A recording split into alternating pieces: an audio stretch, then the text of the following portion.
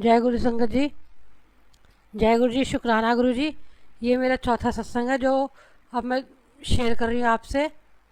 तो ये है जनवरी 2021 का।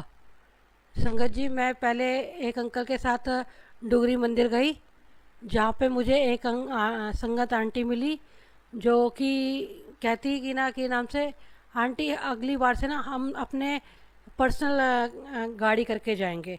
तो मैंने कहा ठीक है आंटी, जब जाएंगे तो देख लेना। तो उन्होंने मेरा नंबर ले लिया बस में, और अच्छा थोड़ा सा वो हो गया हमारा बोलचाल। तो संगत जी ऐसे हुआ कि फरवरी में फिर हमारी उन्होंने बुकिंग कर दी। मेरे पास कॉल आया, आंटी आप मंदिर चलोगे, डुगरी मंदिर जा रहे हैं हम अपनी गाड़ी ट्रैवलर लेकर, तो आप चलोगे? मैंने कहा आंटी ठीक है। कहते एक दो संगत और अपनी ऐड कर लेना।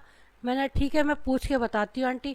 तो मैंने अपनी एक दो संगत से पूछा, चार पांच आंटी और तैयार हो गई मेरे साथ जाने के लिए।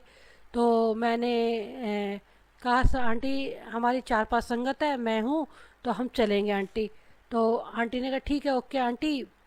मैंने कहा ठीक है चलो। तो जिस दिन हमने मंदिर डुगरी मंदिर जाना था, तो मैंने रात में अपना सत्संग करा घर में, गद्दी लगी हुई है गुरु जी की। मैंने सत्संग करा और उसके बाद हमने सुबह 3 बजे हमारे को आंटी लेने आ गए, हमारे घर के बाहर ही गाड़ी लेकर आए, और हम वहाँ सर सारी संगत चले गए और जय गुरु जी करते हुए, भजन संध्या करते हुए गुरु जी की। तो और सुबह हम जैसे ही हम चल रहे हैं, कुछ संगत सो गई है, कुछ भजन कर रही है, कुछ गुरु जी के अपने में लगी हुई है। तो मैंने कहा ठीक है चलो, कोई बात नहीं, ऐसा है नाइट हो रखी है, सो जाओ सब, तो सुबह चलेंगे। 3 बजे का टाइम था, हम निकले। तो मैंने कहा ऐसा है आंटी, जिसने थोड़ा सोना है सो लो, जिसने अपना अमृत वेला करना है वो कर लो। तो मैं तो रात में घर से सो के ही निकली थी 2-3 बजे। तो हमने तो 4 बजे अमृत वेला लगा लिया, बस में ही अमृत वेला लगा लिया मैं। लेकिन सब अपनी संगत का ही सो रखी थी, धीरे धीरे आवाज़ में अमृत वेला चल रहा था बस में। तो उसके बाद मैंने अपने कान में ईयरफोन लगाकर अपना जो मैं अपना नियम करती हूँ, जपजी साहिब का और सुखमनी साहिब का अमृत वेला करती हूँ और भोग लगा करके चाय प्रसाद लेती हूँ, वो करती हूँ। तो मैंने वही शुरू कर दिया अमृत वेला। तो जैसे हम 4-5 बजे तक 4 बजे तक निकले हैं, तो 3 बजे निकले, 4 बजे के बाद हम सुबह 7-8 बजे हम अम्बाला पहुंच चुके हैं, अम्बाला कैंट पे पहुंचे हैं। जैसे धीरे धीरे रुक के 8 बजे हमने एक जगह पे गाड़ी, 7 नहीं 6 बजे हमने एक जगह पे गाड़ी रोकी है। जो ड्राइवर अंकल थे और उनको चाय पीनी थी, वो फ्रेश होना था, एक जगह पे गाड़ी रोकी है। तो वहाँ पे हमने चाय पानी पिया है संगत के साथ। उसके बाद हम निकल गए हैं। जैसे हम वहाँ से निकले हैं, तो उसके बाद हम 6 बजे के बाद हम 8, 7:30, पौने 8-8 बजे करीब हम अम्बाला कैंट पहुँचे। अम्बाला कैंट पे पहुँचे ही थे कि आगे बहुत कोहरा था, तो ड्राइवर का बैलेंस बिगड़ गया, जिससे कि गाड़ी जा कर के किसी डिवाइडर से टकरा गई। अब हमें नहीं मालूम संगत जी, हमने तो कान में ईयरफोन लगा रखा था, सो रही थी कुछ संगत, क्योंकि 6 बजे निकले थे तो सो गई कुछ संगत अमृत वेला करके 7 बजे। तो हमें नहीं पता, मैं भी सो रही थी, कान में ईयरफोन लगे हुए थे, भजन सुनती जा रही थी। तो मुझे नहीं मालूम कितना ज़बरदस्त एक्सीडेंट हुआ, मुझे नहीं मालूम क्या हुआ था बस में, लेकिन बहुत ज़बरदस्त संगत जी, आगे से गाड़ी डैमेज हो गई थी, शीशा डैमेज हो गया था उसके, मतलब पूरे आगे के बोनेट वगैरह सब, मतलब जितने भी आगे का जो भी ढांचा था सब टूट पाट गया था, कि आगे बस चलने लायक नहीं थी। तो हमें नहीं पता था। तो कई संगत उठ के आई, आंटी क्या हो गया क्या हो गया? मैंने कहा आंटी मुझे तो पता नहीं, मैं तो सो रही थी। तो मैंने कहा भजन सुनते सुनते सो गई मैं तो जब हम नीचे उतरे तो हमने देखा कि आगे से तो बहुत गाड़ी, मतलब डैमेज हो चुकी है। हमने ड्राइवर से बात करी कि क्या नाम से, अंकल क्या होगा, आप कैसे जाएंगे? जो आंटी अंकल हमारे को लेके गए थे, हमने उनसे ही बात करी कि आंटी अंकल क्या होगा, आप कैसे जाएंगे आगे?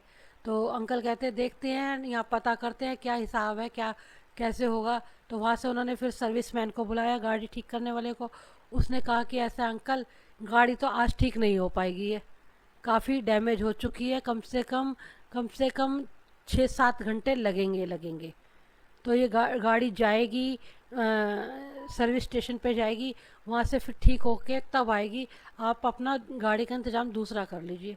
तो फिर अंकल ने जिस गाड़ी ली थी उनको फ़ोन करा कि ऐसे ऐसे बात हो गई है कि गाड़ी डैमेज हो गई है, अब कैसे करेंगे बताओ। ड्राइवर को भी मतलब चोट किसी को नहीं लगी, नुकसान किसी का नहीं हुआ, कुछ भी नहीं हुआ।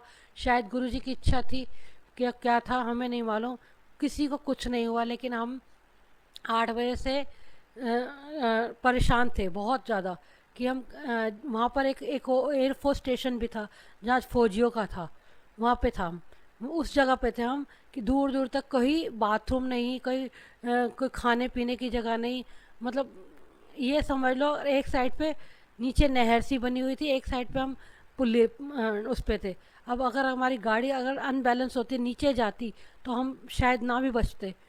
तो पता नहीं अब हमें कैसे हुआ, हमने कैसे मैनेज करा सब। मतलब फिर हम क्या नाम से अंकल से पूछते, अंकल कैसे करेंगे गाड़ी का। तो अंकल कहते हैं ऐसे करते हैं अरेंजमेंट। फिर हमने 9 बजे, 8 बज गए, 9 बज गए, 10 बज गए। फिर अंकल ने ड्राइवर अंकल को फ़ोन करा कि उनकी जो जहाँ से गाड़ी बुक करवाई थी उनको फ़ोन करा कि क्या नाम से ऐसा है, आप गाड़ी दूसरी भेज दो। 9 बजे बात हुई। अब ये देख लो दिल्ली से गाड़ी वापस आनी और जानी, वो गाड़ी तो वहीं खड़ी रह गई। लेकिन उन्होंने जो गाड़ी भेजी वो हमारे को मिली 12:30 1 बजे करीब। 9 बजे की फ़ोन करा हुआ हमने, तो 12:30 पौने 1 बजे करीब मिली। अब हमें नहीं पता हम कैसे खड़े थे वहाँ पे। अब शायद हमें भूख भी लग रही थी, शायद हमारे पास कुछ था भी था, कुछ नमकीन वगैरह बिस्किट वगैरह थे, हमने खाए। सुबह एक्चुअली हमने कहीं और भी जाना था तो हम नहीं जा सके गुरुद्वारे वगैरह। तो हम सोचते थे कि क्या करेंगे अब। तो शायद गुरुजी, हम अरदास लगा रहे थे, गुरुजी भूख भी लग रही है, वॉश फ्रेश भी होना है, हम कहाँ से हों। तो हमें नहीं पता था। फिर अब हम थोड़ा सा रिक्वेस्ट करके हम आगे गए। आगे एक फ़ौजियों का वो था, कैंट बना हुआ था, जहाँ हमने उन्हें रिक्वेस्ट करी, अंकल हमारी गाड़ी ख़राब हो गई, हम डुगरी मंदिर जा रहे हैं, तो हमारी गाड़ी ख़राब हो गई है और हमें फ्रेश होना है। जबकि वो अपना वॉशरूम वगैरह और उसमें एरिया में घुसने नहीं देते। फ़ौज वाले जो होते हैं वो हमारे को अपने एरिया में घुसने नहीं देते। तो कुछ हम ग्रुप की 4-5 लेडीज़ चली गई और हम वहाँ पे फ्रेश भी होकर आए। और जब हम फ्रेश होकर आए तो हमारे को पता नहीं, हमारे को एक छोले कुलचे वाले अंकल दिख गए, बूढ़े से अंकल थे। तो हमने उन अंकल को कहा, मैंने कहा ऐसा है भूख तो लग रही है सारी। तो जिस अंकल जो हमें ले गए थे, आंटी हम अंकल हमें ले गए थे, अंकल ने कहा ऐसा है शायद गुरुजी ने इनको भेज दिया है हमारे लिए कि मदद के लिए, कि भूखे प्यासे भी तुम्हें टाइम लगेगा, 12-1 बज जाएगा तो तुम भूखे प्यासे कैसे रहोगे। गर्मी नहीं थी तो इसलिए हमें गर्मी नहीं लगी। तो हम शायद हमारे को गुरुजी ने अपना लंगर प्रसाद वहीं करवा दिया। हमने वहाँ से छोले कुलचे लिए, गुरुजी को भोग लगाया और उसके बाद हमने वो खा लिया। तो उसके बाद हम 1 बजे तक 12:30 पौने 1 बजे करीब के गाड़ी आई। उसके बाद हम गुरुजी के दरबार के लिए निकले। अब हमें नहीं पता हम कैसे दरबार पहुँचेंगे, 1 बजे का टाइम है और 4 बजे दरबार बंद हो जाता है गुरुजी का। हमें नहीं पता जी हम कैसे पहुँचेंगे, क्या करेंगे, कैसे निपटेंगे, दर्शन कैसे होंगे, कैसे नहीं होंगे। लेकिन ड्राइवर ने जो गाड़ी खींची तक भी पहुँचाया। और हम जहाँ पे पार्किंग है वहाँ पे हमने सेवादार से बोला कि अंकल हमारी गाड़ी डैमेज हो गई थी, एक गाड़ी डैमेज हो गई थी, हम दूसरी गाड़ी में आए हैं, तो हम कैसे जाएंगे बताओ, हमारे को दर्शन नहीं हो गए। तो हमने उनको ऐसे ऐसे बताया। तो उन्होंने कहा ऐसा आप पार्किंग में मत रुको अंकल, आप सीधा चले जाओ, पीछे की पार्किंग है, वहाँ से सीधा गुरुजी का दरबार आश्रम आएगा, आप सीधा वहीं गाड़ी रोकना, सीधा पीछे से दर्शन करने चले जाना। ऐसे संगत सेवादार अंकल ने हमारी हेल्प करी वहाँ पर। और उसके बाद हम सीधा निकले और हम पहले वहाँ पर जाकर के, वो जो स्कूल आता है वहाँ पर एक स्कूल है, वहाँ पे हम जाकर फ्रेश हुए सीधा। फिर उसके बाद हम पीछे से गुरुजी के पार्किंग में पहुँचे। पार्किंग में पहुँच के वहाँ पर हमने थोड़ा अपने आप को रिलैक्स करा, रेस्ट करा। फिर उसके बाद हम 5-10 मिनट रेस्ट करके सारी संगत को गाड़ी पार्किंग में लगवाई वहाँ पे पीछे की साइड पे।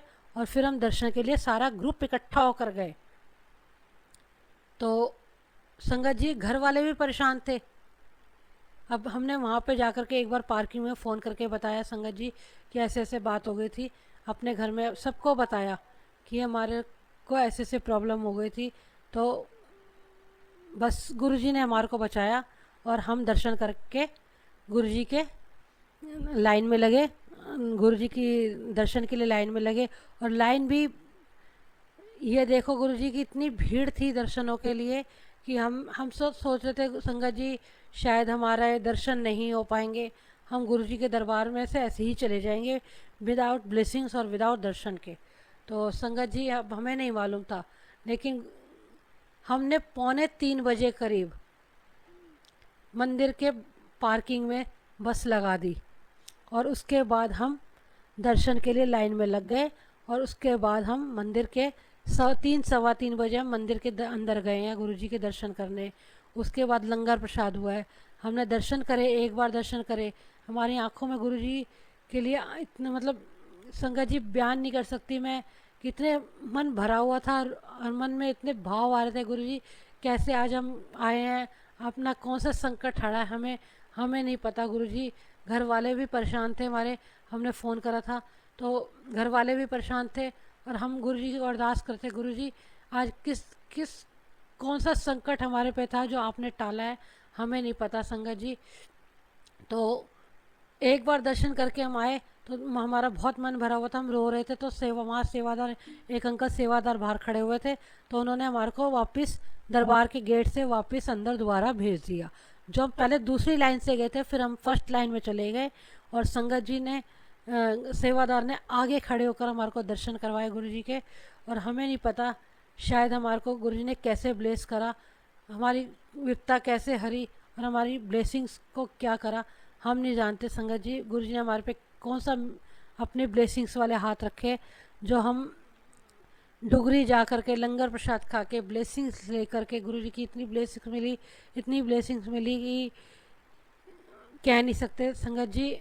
हम 4:30 बजे मंदिर से बाहर निकले और उसके बाद अपने